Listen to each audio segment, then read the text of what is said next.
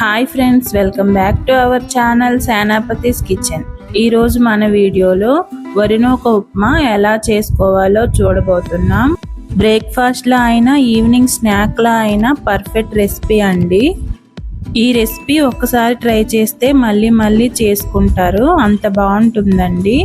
ఇంకెందుకు ఆలస్యం, వరినూక ఉప్మా ఎలా చేసుకోవాలో చూసేద్దాం రండి. స్టవ్ ఆన్ చేసి కడాయి పెట్టుకొని కడాయి వేడైన తర్వాత అందులో వరినూక వేసుకొని మంచి అరోమా వచ్చేంత వరకు బాగా వేయించుకోవాలి.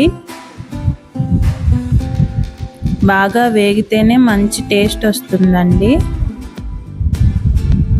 అలా వేగి మంచి వాసన వచ్చిన తర్వాత అది ఒక బౌల్లో తీసి పక్కన పెట్టుకొని అదే కడాయిలో ఒక 2-3 టేబుల్ స్పూన్ల ఆయిల్ వేసుకోవాలి.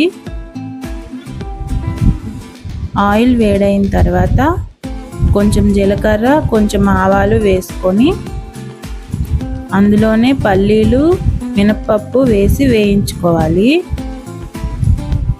అవి బాగా వేగిన తర్వాత కట్ చేసి పెట్టుకున్న పచ్చిమిరపకాయలు, ఉల్లిపాయలు వేసుకొని కరివేపాకు కూడా వేసుకొని ఒకసారి బాగా కలిపి ఉల్లిపాయలు తొందరగా వేగడానికి 1/2 టేబుల్ స్పూన్ ఉప్పు వేసుకొని వేయించుకోవాలి. అందులోనే అల్లం దంచుకొని వేసి ఒకసారి కలిపి ఒక టమాటాను కట్ చేసి అందులో వేసుకొని ఒకసారి కలుపుకోవాలి. అందులోనే 1/2 టేబుల్ స్పూన్ పసుపు వేసుకొని బాగా వేయించుకోవాలి. అలా వేగిన దాంట్లో జీడిపప్పు వేసుకొని బాగా వేయించుకోవాలి. బాగా వేగిన తర్వాత నేను 1 గ్లాస్ రవ్వ తీసుకున్నాను కాబట్టి 1 గ్లాస్కి 3 గ్లాసుల వాటర్ వేసుకుంటున్నాను. 3 గ్లాసుల వాటర్ వేసుకున్న తర్వాత రుచికి సరిపడా ఉప్పు వేసుకోవాలి.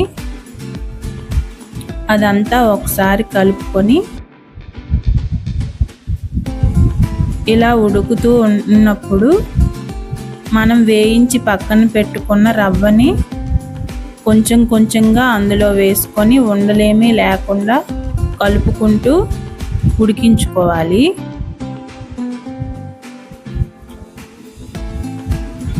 ఇలా బాగా ఉడుకుతున్నప్పుడు ఒకసారి మళ్ళీ కలుపుకొని ప్లేట్ మూత పెట్టి ఒక 3-4 నిమిషాలు మగ్గిన తర్వాత మళ్ళీ ప్లేట్ తీసి ఒకసారి బాగా కలుపుకోవాలి. ఇలా మొత్తం అంతా కలిసిన తర్వాత మొత్తం ఇలా సర్దుకొని ఇంకొక 2-3 నిమిషాల పాటు ప్లేట్ మూత పెట్టి సిమ్లో పెట్టి అలా ఉంచుకోవాలి. అంతేనండి, ఎంతో టేస్టీ అయిన వరినూక ఉప్మా రెడీ. మీరు ఈ రెసిపీ ట్రై చేయండి, మీకు తప్పకుండా నచ్చుతుంది. అలాగే ఈ రెసిపీ మీరు మీ ఇంట్లో ట్రై చేసి మీకు ఎలా వచ్చిందో కామెంట్ చేయండి. అలాగే లైక్ చేయండి, షేర్ చేయండి. ఇలాంటి రెసిపీస్ ఇంకా కావాలనుకుంటే మా ఛానల్ని సబ్స్క్రైబ్ చేసుకోండి. Thank you for watching.